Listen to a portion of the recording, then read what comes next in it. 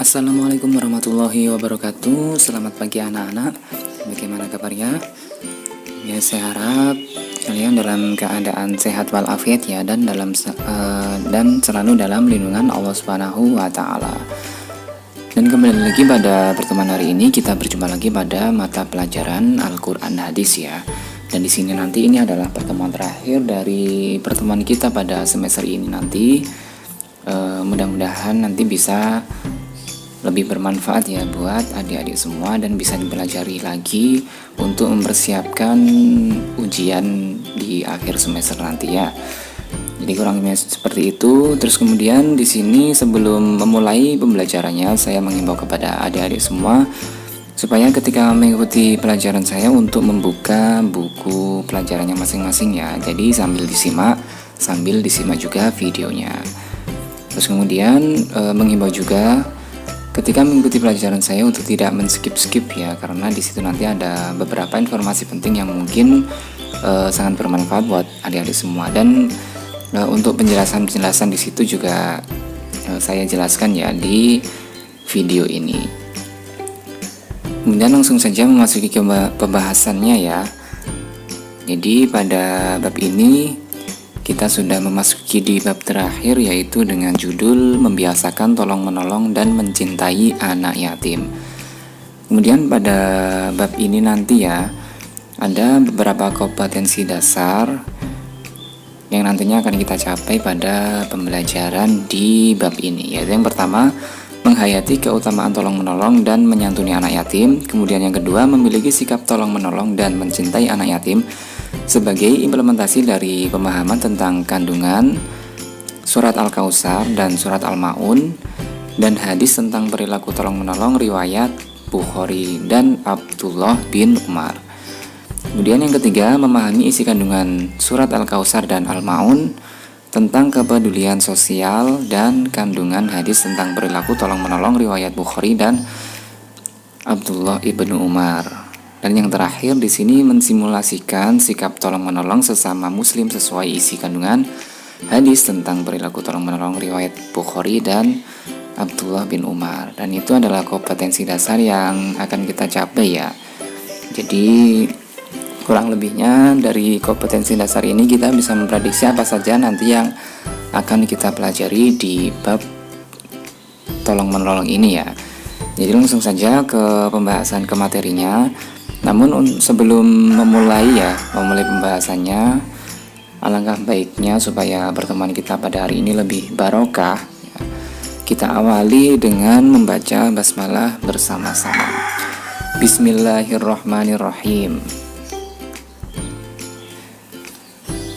Jadi pembahasan yang pertama di sini di bab tolong-menolong ini yaitu ini ya, membahas mengenai hadis tentang tolong-menolong. Di sini ada penjelasan sedikit tentang ini ya, tentang tolong-menolong. Yaitu tolong-menolong merupakan salah satu contoh sikap yang terpuji ya. Jadi semua orang itu menyukai sikap terpuji karena dapat memberikan kebaikan kepada orang lain, baik diri sendiri maupun orang yang ada di sekitarnya. Dan berikut ini akan diuraikan hadis tentang tolong-menolong. Jadi disimak terus videonya supaya adik-adik tidak ketinggalan informasi yang saya sampaikan. Di sini ada satu hadis dari riwayat Bukhari ya, yang bunyinya Al-muslimu akhul muslimi la yadlimuhu wa la yuslimuhu wa man kana fi hajati akhihi kana Allahu fi hajatihi.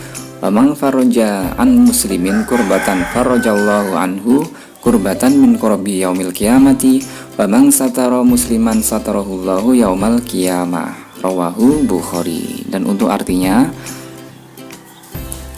dari hadis yang sudah saya sampaikan tadi, seorang muslim itu saudara bagi muslim lainnya. Ia tidak boleh menganiaya dan tidak boleh menyerahkannya kepada musuh. Barang siapa yang membantu keperluan saudaranya, Allah akan membalas atau membantu keperluannya. Dan barang siapa membebaskan orang muslim dari kesusahan, Allah akan membebaskan satu kesusahan dirinya dari beberapa kesusahan pada hari kiamat. Dan barang siapa menutupi aib seorang muslim, Allah akan menutupi aibnya pada hari kiamat. Hadis riwayat Muslim. Itu adalah ini ya arti dari hadis yang sudah saya sampaikan tadi dari riwayat Bukhari ya. Di sini maksudnya ini salah ketik ya saya. Harusnya di sini adalah hadis dari Bukhari. Kemudian di sini untuk penjelasan dari hadis yang sudah saya tampilkan tadi, ya di sini pemahamannya bahwasanya hadis tersebut itu menjelaskan tentang perintah bersikap tolong menolong dan larangan menzolimi satu sama lain, khususnya sesama muslim ya di sini ya. Dan di sini sesungguhnya antara muslim dengan yang lainnya, maksudnya satu muslim dengan muslim lainnya itu adalah bersaudara meskipun tidak satu nasab. Maksudnya di sini satu nasab itu walaupun tidak satu darah ya, karena kalau kita lihat kembali itu semua muslim itu ya saling bersaudara ya, sesama umat manusia semuanya itu saling bersaudara dan satu keturunan dari Nabi Adam. Namun setelah seiring berkembangnya zaman di situ terdapat beberapa golongan, dan di sini ya khususnya untuk umat muslim di situ kan nasabnya kan dari Nabi Muhammad ya yang lebih baiknya di situ ya, karena seiring berkembangnya zaman dari Nabi Adam ke Nabi Muhammad itu kan sangat jauh sekali ya, dan pada akhirnya di situ banyak sekali golongan-golongan ini ya, baik di situ muslim maupun yang non muslim. Dan pada intinya pada hadis yang sudah saya tampilkan tadi dari riwayat Bukhari tadi itu menjelaskan bahwasanya tolong menolong itu sangat penting ya apabila kita terapkan pada masyarakat, karena dengan tolong menolong itu sendiri kita itu juga sama juga menunjukkan bahwasanya diri kita itu suatu saat itu juga akan butuh pertolongan, entah itu dari manusia maupun dari Allah Subhanahu wa Ta'ala. Maka dari itu mulai sejak dini ya itu perlu dilatih untuk menumbuhkan sifat sikap tolong menolong tersebut ya, supaya kita nanti terbiasa ya. Karena ya kita ketahui juga kita itu hanya hamba dari Allah Subhanahu wa Ta'ala. Jadi tidak boleh sombong ya, dan tidak boleh istilahnya merasa tidak butuh dengan orang lain ya, seperti itu. Kemudian lanjut ke pembahasan yang selanjutnya di sini, yaitu pada hadis riwayat Bukhari ini pada hadis tersebut disebutkan pula beberapa janji Allah sebagai balasan atas perilaku baiknya kepada muslim lainnya. Dan kandungan hadis tersebut adalah sebagai berikut. Jadi terus disimak ya, supaya nanti apa yang saya sampaikan adik-adik tidak tertinggal informasinya.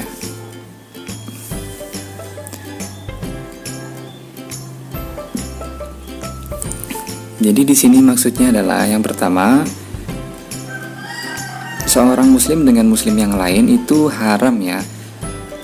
Haram ditumpahkan darahnya, dirampas hartanya, dan dilecehkan kehormatannya. Kemudian seorang muslim haram hukumnya menganiaya muslim lainnya. Kemudian selanjutnya seorang muslim haram hukumnya menyerahkan muslim lainnya kepada musuh. Kemudian selanjutnya seorang muslim yang mau membantu keperluan saudaranya akan dibantu oleh Allah Subhanahu wa Ta'ala. Dan selanjutnya apabila seorang muslim mau membantu kesusahan muslim yang lain, maka Allah akan memberikan pertolongan pada hari kiamat kelak nanti.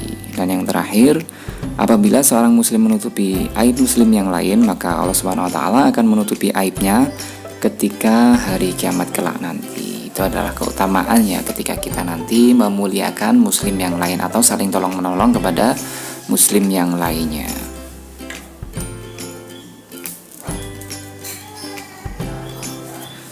Kemudian lanjut ke pembahasan yang selanjutnya. Di sini ada hadis dari riwayat Muslim. Dan berhubung pada pertemuan hari ini kompetensi dasar tadi ya, yaitu memahami tentang hadis riwayat Bukhari dan Muslim, dan di sini saya tampilkan ya beberapa hadis dari riwayat Bukhari dan Muslim. Tadi kan sudah ya dari riwayat Bukhari hadis tentang tolong menolong, dan di sini ini adalah hadis riwayat Muslim tentang tolong menolong yang bunyinya Man nafasa an muslimin kurbatan min kurabi dunya, nafasahullahu anhu kurbatan min kurabi yaumil qiyamah. Wa may yasara an mu'sirin yasarahullahu alaihi fid dunya wal akhirah. Wa man satara ala muslimin satarahullahu alaihi fid dunya wal akhirah. Wallahu fi aunil abdi makana abdu fi auni akhihi. Rawahu Muslim. Dan untuk artinya di sini ya, untuk arti dari hadis riwayat Muslim ya, maksudnya di sini ya, salah ketik lagi di sini. Artinya barang siapa melonggarkan seorang mukmin dari suatu kesulitan dunia, maka Allah akan melonggarkan pada hari kiamat. Barang siapa memberi kemudahan kepada orang yang berada dalam kesulitan, maka Allah akan memberikan kemudahan atasnya di dunia dan akhirat kelak nanti. Dan barang siapa menutup aib seorang muslim, maka Allah akan menutup aibnya di dunia dan akhirat. Allah akan selalu menolong hambanya selama hambanya tersebut menolong saudaranya sesama muslim. Hadis riwayat Muslim ya di sini ya. Jadi di sini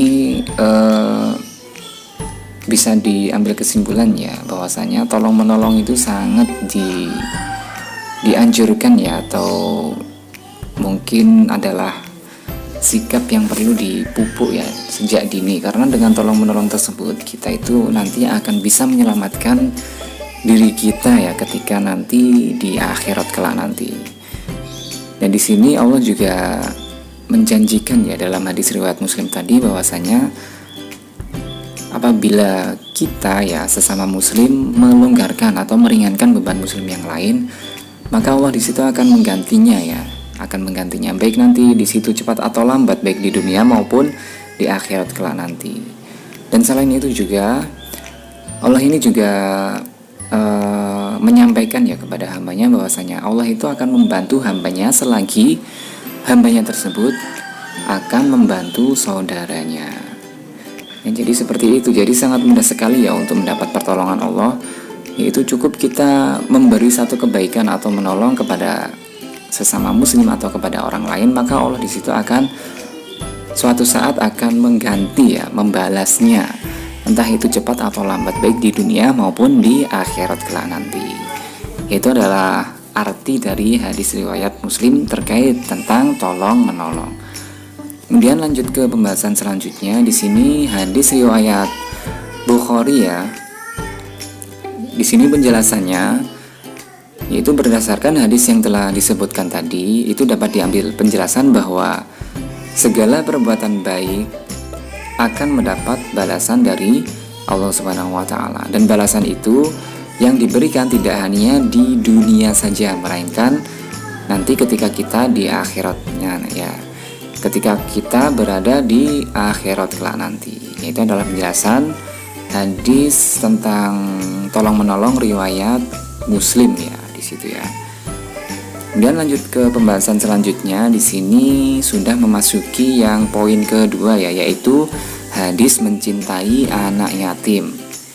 Nah, di sini bunyinya khairu baitin fil muslimina baitun fihi yatimun yuhsanu ilaih, wa syarru baitin fil muslimina baitin fihi yatimun yusa'u ilaih. Rawahu Ibnu Majah. Yang artinya sebaik-baik rumah seorang muslim adalah rumah yang di dalamnya ada anak yatim yang diasuh dengan baik. Seburuk-buruk rumah seorang muslim adalah rumah yang di dalamnya ada anak yatim yang diperlakukan dengan jahat. Hadis riwayat Ibnu Majah. Kemudian lanjut ya ke penjelasannya di sini.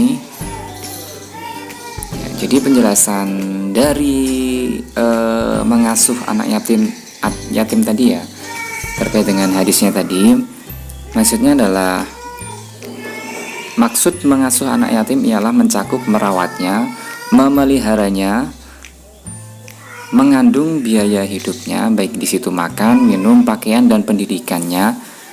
Ya, selain itu juga membimbingnya dengan bimbingan yang berasaskan Islam ya, yang meliputi hal akidah, ibadah, dan muamalah dengan sesama makhluk. Yaitu adalah penjelasan dari hadis menyantuni ya, atau memelihara anak yatim. Jadi sangat sangat besar sekali pahalanya ketika kita di situ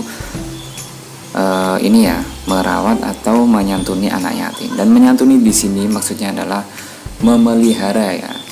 Jadi memelihara juga ini maksudnya adalah memelihara dari segi merawatnya ya, kemudian menanggung biaya hidupnya, baik di situ minum, kemudian memberi makan, ya di situ memberikan pendidikan ya di situ ya. Jadi sangat luas sekali cakupannya. Dari salah satu tersebut ya, semisal kita memberi makan saja, itu juga sudah termasuk menyantuni anak yatim. Maka di situ penting sekali ya. Jadi menyantuni anak yatim itu penting sekali karena di sini pahalanya atau kebaikannya itu sangat besar sekali. Ya, kurang lebihnya seperti itu pembahasan pada pertemuan hari ini. Mudah-mudahan adik-adik semua bisa menerapkannya ya dalam kehidupan sehari-hari nanti. Dan cukup sekian dari saya. Ada salah kata dan tutur kata, mohon maaf yang sebesar-besarnya. Sekian, wassalamualaikum warahmatullahi wabarakatuh.